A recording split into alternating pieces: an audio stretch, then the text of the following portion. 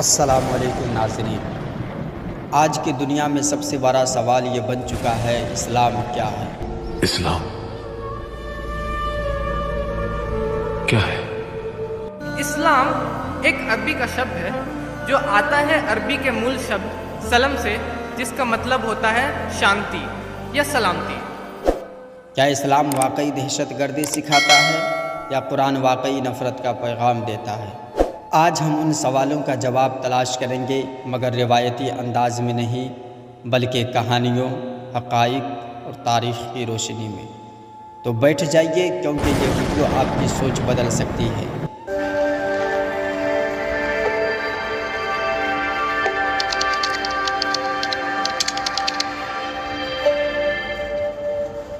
کہانی شروع ہوتی ہے 1400 سال پہلے ایک شہر جسے مکہ کہتے ہیں۔ یہاں ایک یتیم بچہ پیدا ہوا، نام تھا محمد بن عبداللہ۔ وہ جھوٹ نہیں بولتے تھے۔ میرے آقا صلی اللہ تعالیٰ علیہ وسلم سے پوچھا گیا تھا منافق کی علامت کیا ہے؟ اس میں پہلی علامت حضور نے فرمایا بات کرے گا تو جھوٹ بولے گا۔ امانت میں خیانت نہیں کرتے تھے، ظلم نہیں کرتے تھے۔ جب انہوں نے اعلان کیا کہ میں اللہ کا رسول ہوں تو کیا ہوا؟ لوگوں نے ان پر پتھر پھینکے، طائف کے گلیوں میں خون بہا دیا، 13 سال تک ظلم کیا۔ وہ باشوں کے ہاتھوں میں پتھر دے کر کے راستے میں کھڑا کر دیا اور کہا کہ ان پہ سنگ باری کرو، اور وہ حضور علیہ السلام پر سنگ سے نہیں کرتے۔ روایات میں آتا ہے کہ حضور کے پاؤں پہ مارتے، اور آقا کریم جب پاؤں اٹھا لیتے تو دوسرے پاؤں پہ مارتے۔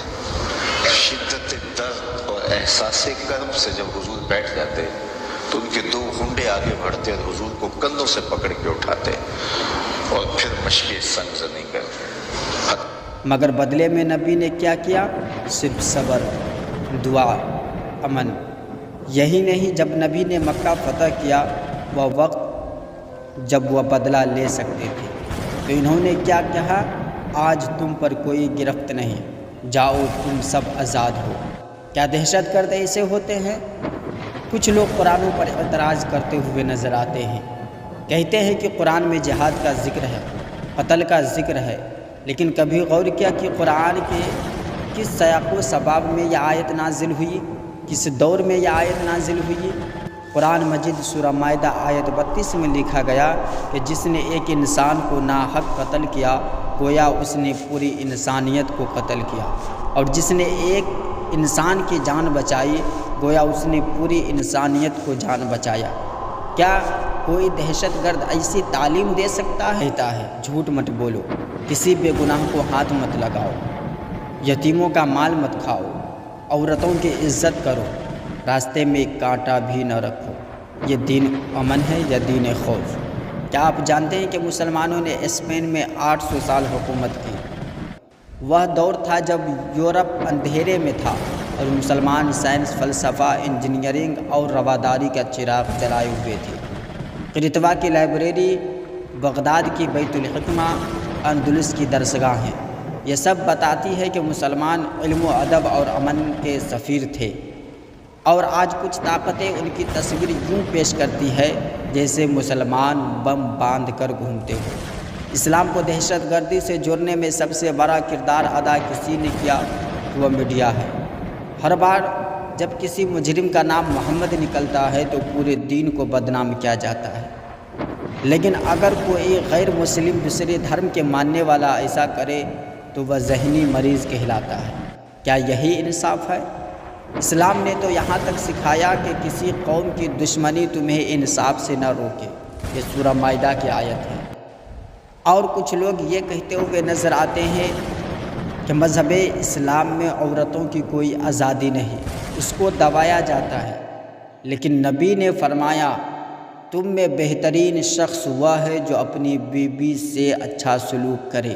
یہ وہ لوگ ذرا سوچیں جو کہتے ہیں کہ اسلام میں عورتوں پر بڑی سختیاں ہیں۔ آج بتائیے یہ قرآن کیا بیان کر رہا ہے کہ عورتوں کے ساتھ اچھے طریقے سے رہنا۔ نبی پاک کی کئی حدیثیں ہیں، تم میں بہترین وہ ہے جو اپنے گھر والوں کے ساتھ بہترین ہے۔ پھر کیا فرمایا؟ سن لو میں تم سب سے زیادہ اپنے گھر والوں کے ساتھ بہترین ہوں۔ اللہ کے نبی فرما رہے ہیں، یعنی اسلام جتنا عورتوں کی آزادی، عورتوں کے لیے سکون، عورتوں کے ساتھ اچھا سلوک، عورتوں کے ساتھ زیادتی نہ ہو، جو اسلام بیان کرتا ہے دنیا کا کوئی مذہب بیان نہیں کرتا۔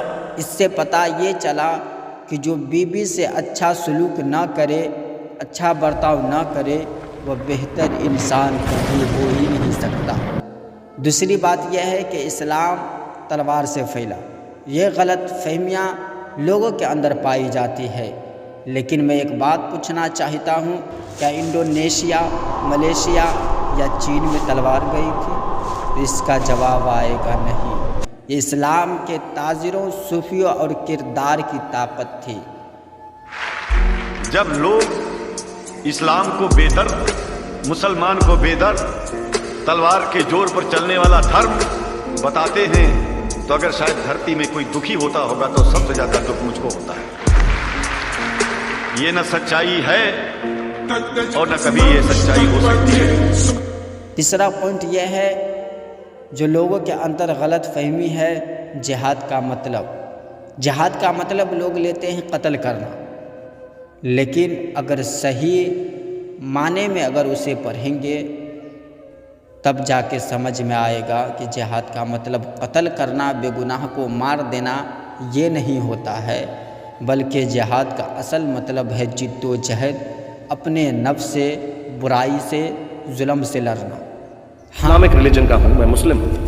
ہمارے میں ایک ورڈ ہے جو بہت مس یوز ہوتا ہے، جہاد۔ جہاد کا بھی تھاٹ پروسیس بالکل یہی ہے کہ ہمارے اندر جو بری سوچ ہے اس کو کانکر کرنا، اس کے لیے لڑنا، اسے جہاد کہتے ہیں۔ باہر سڑکوں پہ لوگوں کو مارنے کو جہاد نہیں کہتے ہیں۔ ہاں، کچھ لوگ اسلام کے نام پر غلط کام کرتے ہیں، لیکن وہ اسلام کی نمائندگی نہیں کرتے۔ جیسے کوئی مجرم ہندو، عیسائی یا یہودی پوری قوم کی نمائندگی نہیں کرتا۔ اسلام کے 1.9 ارب پیروکار ہیں۔ اگر اسلام دہشت گردی سکھاتا تو دنیا باقی رہتی۔ فتح مکہ کے وقت دشمنوں کو معاف کرنا یہ تاریخ کا سب سے بڑا مظاہرہ ہے۔ اسلام کے 5 ستون ہیں۔ جس چیز کے اوپر یہ اسلام کی مینار کھڑی ہے وہ 5 ہے۔ نماز رب سے جوڑنے کا ذریعہ، روزہ نفس پر قابو، زکوٰۃ غریبوں کا خیال، حج احتداد کا پیغام، کلمہ رب کی وحدانیت کا اقرار۔ بتاؤ کہاں ہے ان میں نفرت، کہاں ہے تشدد؟ اسلام ایک آئینہ ہے، اسے جس انداز میں دیکھو گے ویسا ہی عکس دکھائے گا۔ اگر بغض، جہالت اور نفرت کے ساتھ دیکھو گے تو دھندلے نقوش دکھائی دیں گے، لیکن اگر انصاف، علم اور دل کے ساتھ دیکھو گے تو اس میں صرف روشنی ہوگی، صرف امن ہوگا۔ اسلام نہ دہشت گردی سکھاتا ہے، نہ ظلم، نہ نفرت۔ اسلام صرف سلامتی سکھاتا ہے۔ اگر آپ کو یہ ویڈیو پسند آیا ہو تو اسے ضرور لائک، شیئر اور سبسکرائب کریں، اور کومنٹس میں لکھیں اسلام کا مطلب ہے امن، تاکہ دنیا کو سچ دکھا سکے۔